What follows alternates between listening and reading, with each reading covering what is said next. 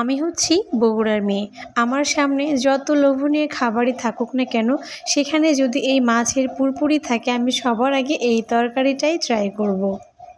কারণ এটা শুধু আমার না, এটা মনে হয় সকল বগুড়াবাসী আমরা যারা আছি সবাই জানি যে পুরপুরি আসলে জিনিসটা কি আর এর স্বাদটা কী।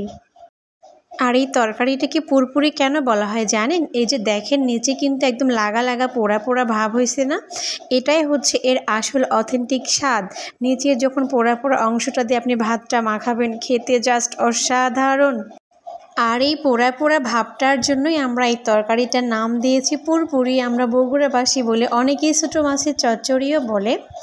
কোনো রকম বাটা ঘষা ছাড়াই অনেক মজাদার এই পুরপুরি কিভাবে রান্না করবেন সেটাই আজকে বলবো আপনাদেরকে। তো এই তো সবার প্রথমে আমি এখানে অনেকগুলো পেঁয়াজ কুচি নিয়েছি, 2টা আলু নিয়েছি, বড় টমেটো, কাঁচামরিচ। এখানে কিন্তু যত বেশি পেঁয়াজ এবং কাঁচামরিচটা ব্যবহার করবেন, পুরপুরির আসল স্বাদটা আসে এই পেঁয়াজ থেকে। যত বেশি পেঁয়াজ দেবেন এটা স্বাদটা তত বেশি ভালো লাগবে। তো সবার প্রথমে ফ্রাই প্যানে আলু, পেঁয়াজ, কাঁচামরিচ, একটা টমেটো, লবণ, হলুদ, এখানে আমি 1 চামচ শুকনা মরিচের গুঁড়াও ব্যবহার করেছি। সব কিছু দিয়ে পরিমাণ মতো তেল দিব। পুরপুরিতে তেলটা কিন্তু একটু বেশিই লাগে। আপনারাও চেষ্টা করবেন যখন পুরপুরি রান্না করবেন তখন যাতে একটু বেশি করে তেল দিয়ে দিবেন, কারণ এইটা যখন ভাতের সঙ্গে মাখাবেন পুরপুরির তেলটা দিয়ে ভাত একদম হলুদ হয়ে যাবে। সবগুলো উপকরণ দেওয়ার পরে এটাকে আপনি শুধু হাতে মাখাবেন, এত সুন্দর করে মাখাবেন যাতে আপনার মাখানোতেই তরকারিটা অর্ধেক রান্না হয়ে যায়। ঠিক সেভাবেই মাখাবেন এটাকে। হ্যাঁ, আপনারা ভাবছেন যে কীভাবে রান্না হয়ে যায়, এই মাখানোর কারি যে আপনি যেভাবে মাখাবেন তরকারিটা যত সুন্দর করে মাখাবেন এটা স্বাদটা কিন্তু তত বেশি বৃদ্ধি হবে। তো হয়তো আমি অনেক সুন্দর করে মাখায় চাখায় নিয়েছি। তারপর আমি এখানে দিয়ে দিলাম পদ্মা নদীর রিঠা মাছ এটা। তো এই পুরপুরি মূলত ছোটো মাছ দিয়েই বেশি ভালো লাগে। আমাদের একদিনও পুরপুরি ছাড়া চলবে না, যত কিছুই থাকুক না কেন পুরপুরি রান্না করতেই হবে। আমি এখানে আরও একটু তেল দিয়ে দিচ্ছি, আমার কাছে মনে হচ্ছে তেলটা একটু কম কম আছে, তার জন্য পরিমাণ মতো তেল দিয়ে একটু তরকারিটাকে মাখায় নিচ্ছি।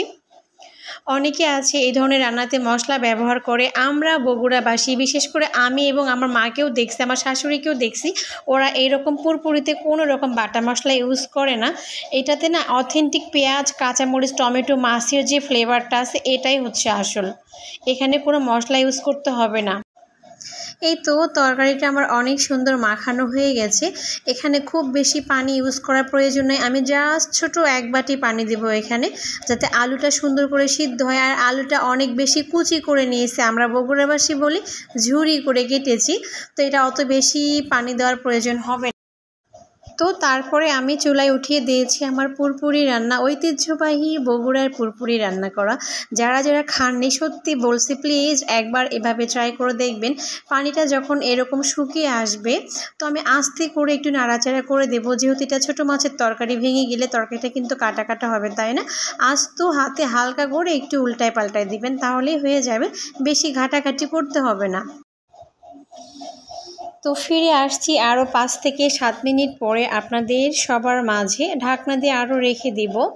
বেশি হাই হিটে কিন্তু কুক করব না, মিডিয়াম স্লো হিটে কুক করব। এই তো দেখেন 5 মিনিট পরে ফিরে আসছি এবং এটাকে উল্টায় দেখায় দিচ্ছি। এই যে দেখেন নিচে ব্রাউন ব্রাউন কালার হয়ে আসছে না, লাগা লাগা ভাব হয়েছে, এটাই হচ্ছে এর আসল জাদু। তো আমি এইরকম আরও 3 থেকে 4 মিনিট আস্তে আস্তে করে নাড়াচাড়া করে দিয়ে রান্না করে নিব। বাস, সকালবেলা এরকম ছোটো মাছের পুরপুরি রান্না করো, গরম গরম ভাত রান্না করো, বাস খেয়ে নাও। আমরা বগুড়াবাসী, আমাদের গ্রামে যাদের বাড়ি, আমরা কিন্তু সকালবেলা ভাই অত নাস্তা পানি বুঝি না। সকালবেলা ভাত রান্না করি, এরকম মাছের পুরপুরি রান্না করি, 1 প্লেট ভাত খেয়ে নেই। আপনারা একবার ট্রাই করে দেখতে পারেন, কোনো রকম বাটা মশলার ঝামেলা ছাড়া, একদম টাইমও বেঁচে যাবে। আর যারা ভাবছো খেতে কেমন, প্লিজ বলছে একবার ট্রাই করে দেখবেন, অনেক বেশি ভালো লাগে।